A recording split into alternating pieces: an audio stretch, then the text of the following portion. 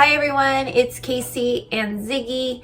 I am here to wrap up this video. I am kind of a hot mess today, but I felt like this video needed a little bit more substance. The show went by really fast. I only had time to kind of get some video of the different vendors that were there. I didn't get any video of my presentation, which I was kind of hoping to share on the channel. I know that some of it I mentioned in the previous video about the show, but I thought I would kind of elaborate a little bit here on some of it and just give you a little bit more for this video. So the show was great. So the Queens of the Doll Aisle show is in Portland and now also in Seattle. I might start doing the Seattle one. I'm not quite sure yet. It's all going to depend on my schedule in the next year or so. But I'll probably always continue to do the Portland one. I really like Joe.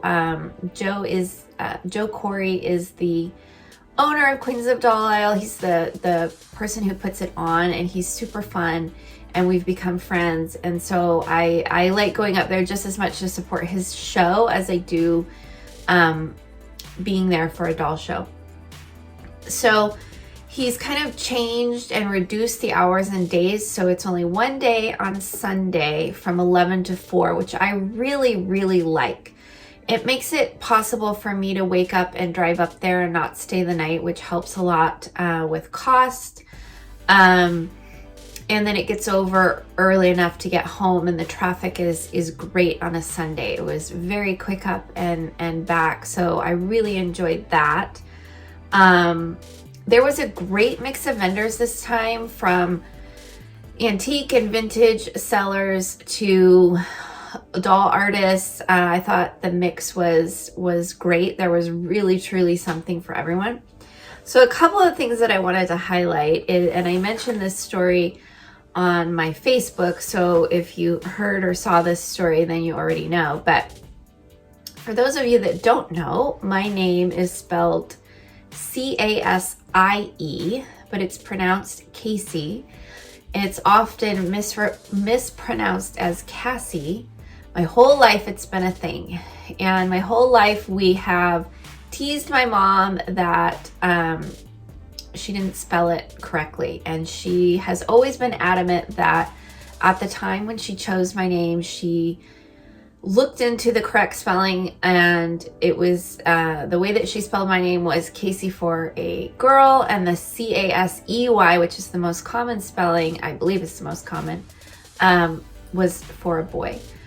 So that's what she did, but nobody can get it right. So I've considered in the past legally changing the spelling of my name, mainly because I am online so much that when people see my name spelled, they just get it in their head that it's Cassie, and that it's really hard for them. Also, I have a cold right now, just so you all know. Woke up with a cold, so I'm just super happy today. Anyway, and I've always hesitated, mainly because it's such a hassle to change your name. Then you have to change every single thing in your life to the new spelling. And also it's just hard to do that when it's your name, you know? And I think the older that I've gotten, the less I've cared. If people get it wrong, I will usually correct someone now. I don't feel embarrassed anymore. When I was younger, I was always embarrassed to correct people. And now I'm not embarrassed to correct.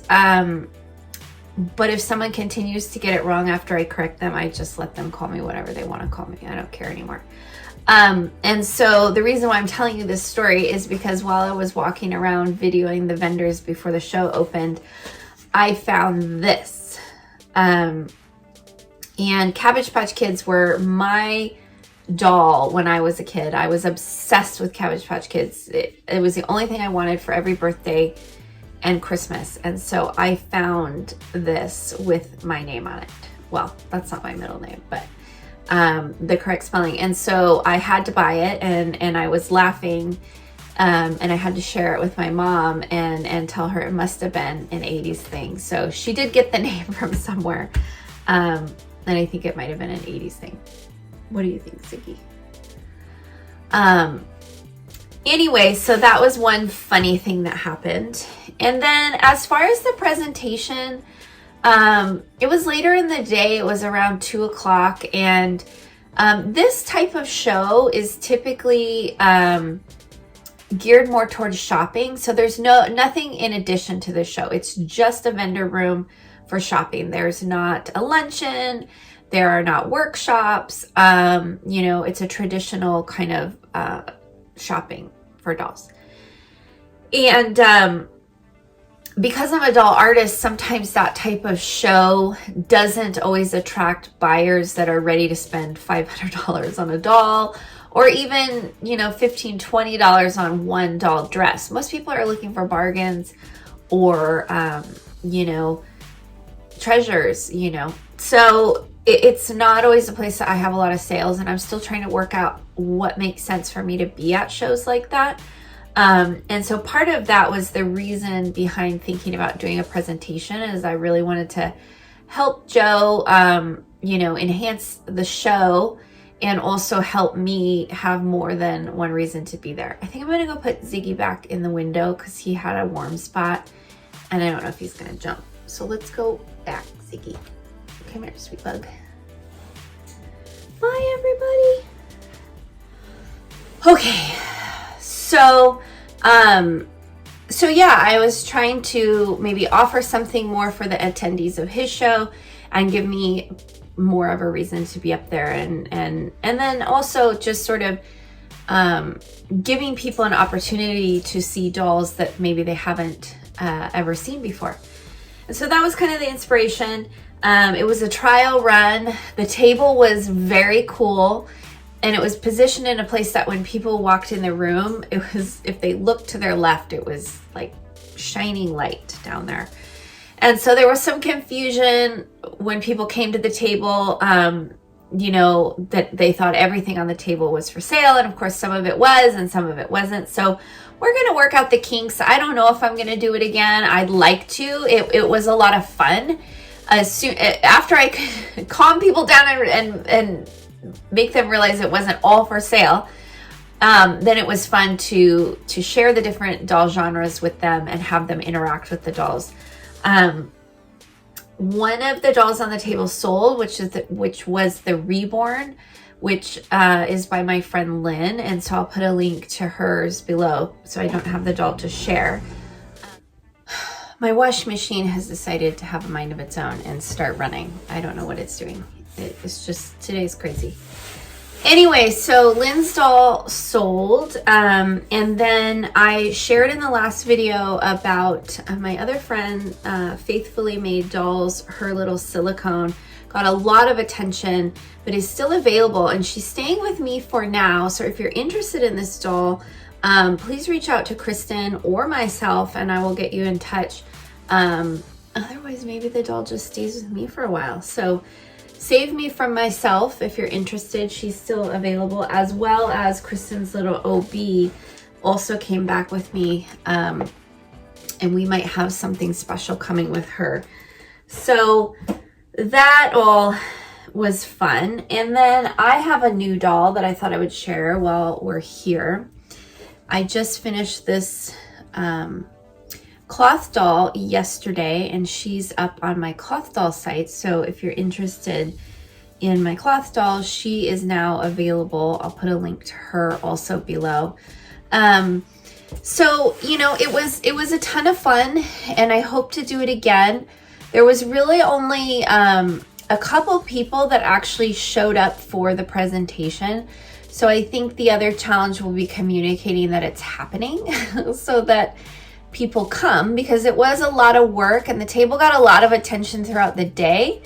But the point really was kind of the presentation. So check out Queens of the Doll Aisle on Facebook. I'll put that link below as well, so you can watch for future shows, and we'll see what we can do about these kinds of other things going on at shows.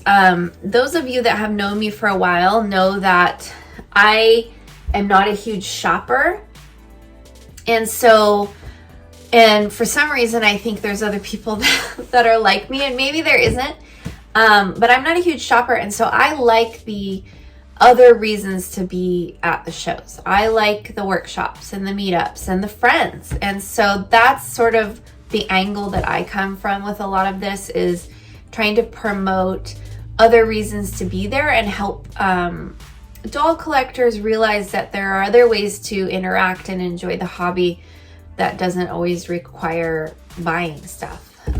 Not that as vendors we don't want to sell our stuff,